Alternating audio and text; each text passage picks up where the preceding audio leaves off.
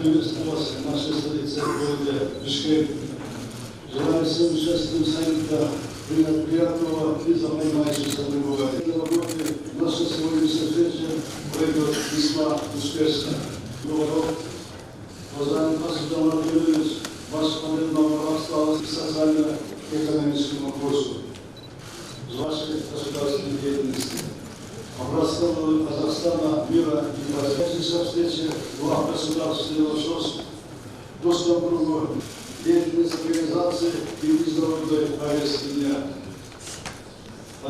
Владимира Имановича Government. В соответствии с принятой практикой и руководителям постоянно действующих органов ШОС. По завершению переводится председателя выступит первым. Лучшим стать платформой для построения многополярного решения. Прошедший год демонстрировал незыблемость основных принципов ШОС. Качается ареал ШОС.